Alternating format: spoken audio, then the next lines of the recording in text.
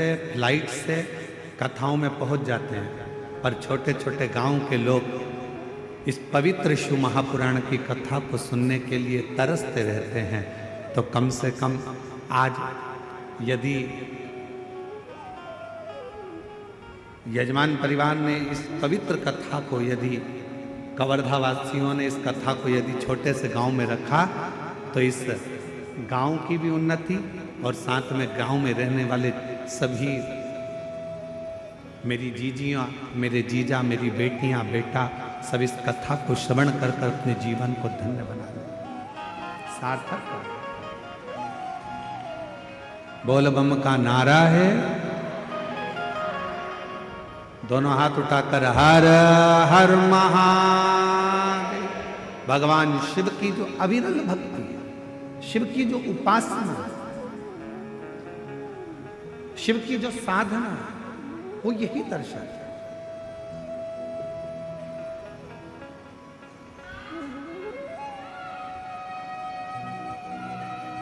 भगवान शंकर की आराधना, भगवान शंकर की साधना यही दर्शाती है कि शिवजी सब कुछ संजोते हैं। एक देवराज नाम का ब्राह्मण कुल में जन्म ले लेता है। ब्राह्मण कुल में जन्म लेने के बाद भी वो ब्राह्मण कर्म नहीं कर पाता।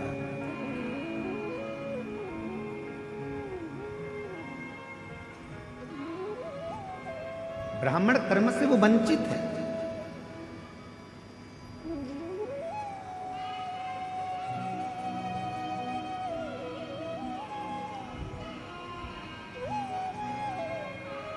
शिव महापुराण की कथा कहती है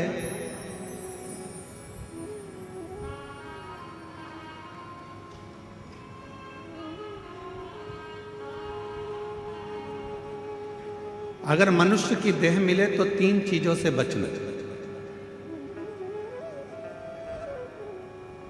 पहले नंबर पर है कर्ज,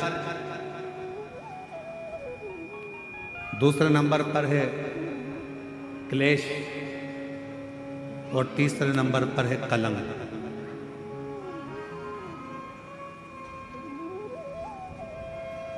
यदि संसार में जन्म मिले तो इन 3 चीजों से बचने का प्रयास करो। पहले नंबर पर है कर्ज।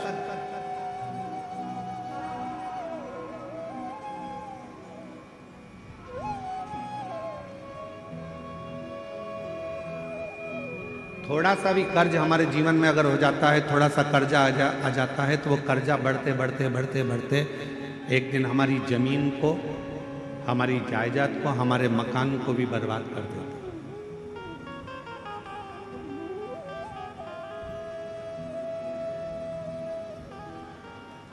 मेरे छत्तीसगढ़िया रहवासियों से पहले भी निवेदन करा था भिलाई में, और आज फिर छत्तीसगढ़िया के रहवासियों से निवेदन करूंगा, मेरे छत्तीसगढ़ के रहवासियों से कहूंगा कि अपनी जमीन को बेचकर शहर जाने का प्लान मत बनाओ, बल्कि अपनी गांव को इतना उज्जवल बनाओ कि शहर का आदमी भी तुम्हारे गांव को देखने के लिए पहुंचे।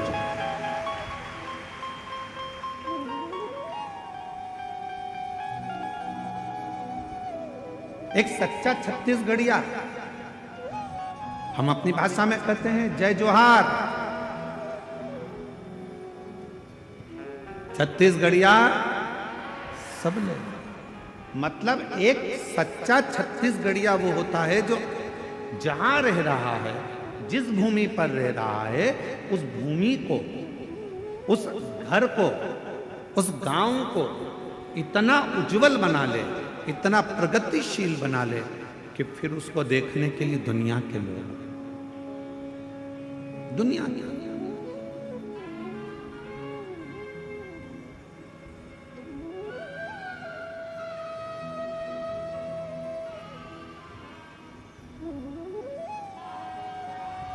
यहाँ जितने छत्तीसगढ़ के मेरे जीजी जीजा बैठे हैं, आप सब कोई साधारण नहीं हो।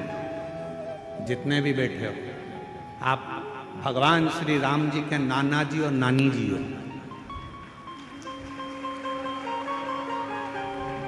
छत्तीसगढ़ वालों को ये गौरव होना चाहिए कि हम कौशल प्रदेश के हैं, माँ कौशल्या जी के गांव के हैं और भगवान राम जी हमारे भांजे हैं।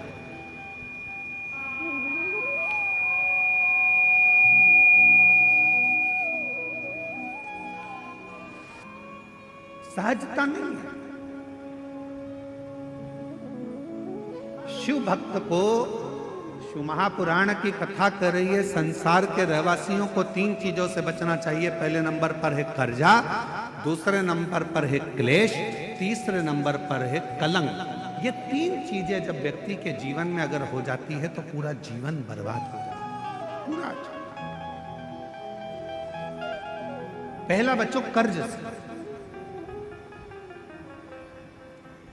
10 रुपए भी किसी का अगर कर्जा है तो वह हमको एक ना एक दिन डुबो देगा, इसलिए कर्जे से बचने का प्रयास करो। आज हो क्या रहा है, लाओ हम तुम्हें कर्जा दे देंगे।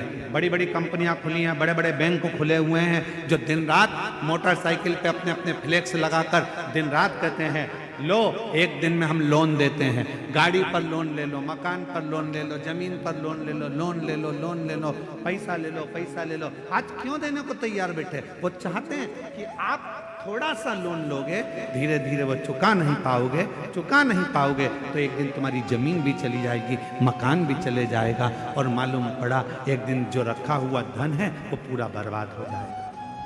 समझ की जरूरत है। लोन देने वाली कंपनियां बढ़ गई, लोन लेने वाले बढ़ गए, पर अब समझ की जरूरत है कि हमको ना कर्ज लेना है, ना हमको क्लेश में रहना है, और ना हमको कलंक में रहना है। हमें तो शंकर भगवान की अविरल भक्ति में रहना है, शिव की।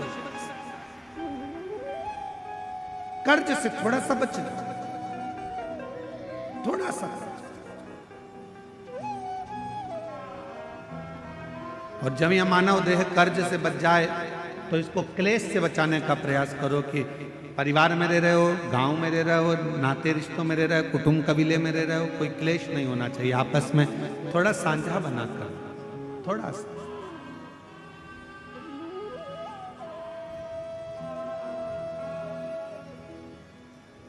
आप सबको मालूम है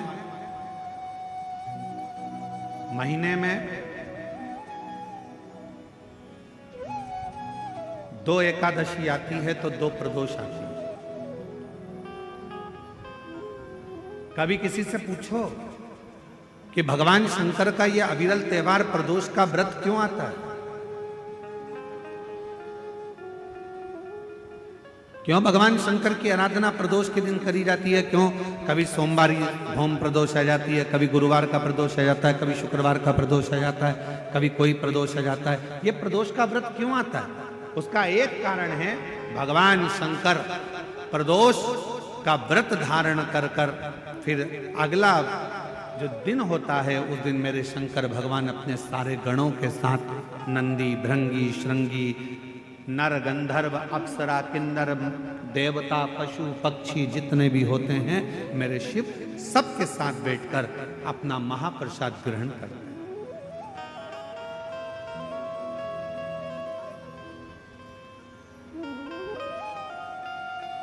साथ बैठने पर हमारा क्लेश समाप्त होगा।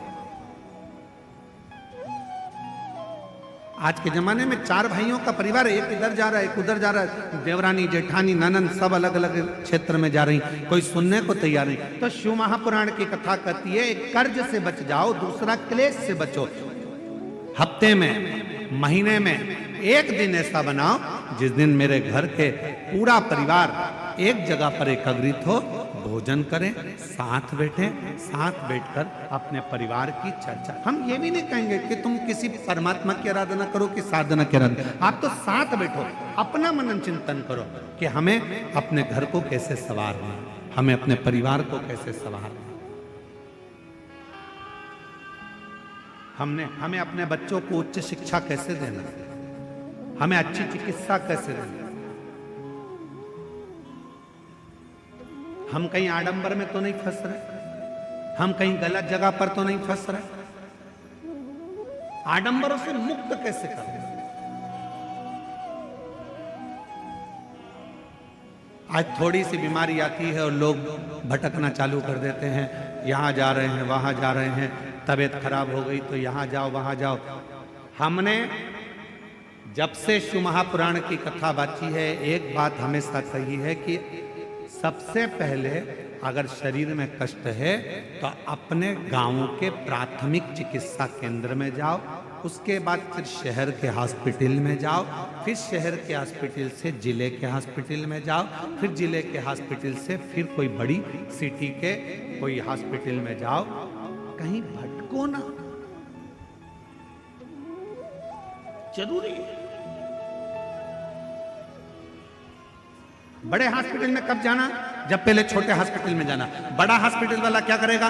तुम्हारे पहले की हॉस्पिटल की फाइल दिखाओ, साहब ये हमने हमारे गांव के हॉस्पिटल में दिखाया था, साहब ये हमारे कवर्धा में दिखाया था, साहब हम फिर बिलासपुर पहुंचे, साहब अब हम रायपुर आए हैं, ये देखो हमने ये जांचें कराई है। छोटे हॉस्पिटल से बड़े हॉस्पिटल तक जाओ। पर आजकल व्यक्ति क्या करता है? डायरेक्ट बड़े में जाने की सोचता है। उसी तरह जैसे गांव के लोग इकट्ठे हुए और कहाँ जा रहे हो साहब? तो कहा हम अमरनाथ जा रहे हैं। कहाँ जा रहे हो साहब? हम केदारनाथ जा रहे हैं। तो हम उनसे पूछे, भैया तुम अमरनाथ जा रहे हो, बड़े हॉस्पिटल में जा रहे हो, तुम केदारनाथ जा रहे हो, बड़े हॉस्पिटल में जा रहे हो, पर ये तो बताओ कि प्राथमिक चिकित्सा केंद्र पहुंचे कि नहीं पहुंचे? पहले अपने गांव में जो शंकर जी का मंदिर है उसमें जाना चालू करा कि नहीं करा? पहले शिव जी के मंदिर में जाना चालू करा कि नहीं करा? आज का व्यक्ति अमरनाथ जाना चाहता है, आज का व्यक्ति केदारनाथ जाना चाहता है, पर आज का व्यक्ति अपने घर के पास में जो शंकर जी का मंदिर है वहां जाना नहीं चाहता। लोग देखेंगे, हंसेंगे, ताना कसेंगे,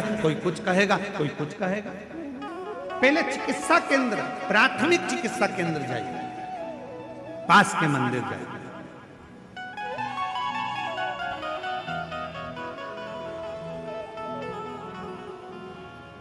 और जब आप प्राथमिक चिकित्सा केंद्र में जाएंगे तो बड़े हॉस्पिटल तक पहुंचने की जरूरत नहीं पड़ेगी, ये निश्चित।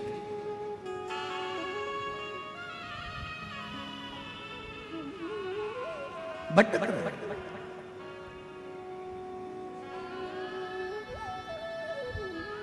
कर्ज से बचो, क्लेश से बचो। हफ्ते में एक दिन ऐसा बनाओ कि हमारा घर, हमारा परिवार, हम सब बैठे भगवान शंकर प्रदोष का जब आनंद करते हैं तो भगवान शिव सारे नंदी, भृंगी, श्रृंगी गण जितने भी हैं, देवता, किन्नर, गंधर्व जितने भी हैं, सबको एक साथ लेकर बैठते हैं, सबको एक साथ लेकर प्रसाद ग्रहण करते हैं। प्रसाद एकजुटता, क्लेश। और तीसरे नंबर पर कहा कलंक से बचिए।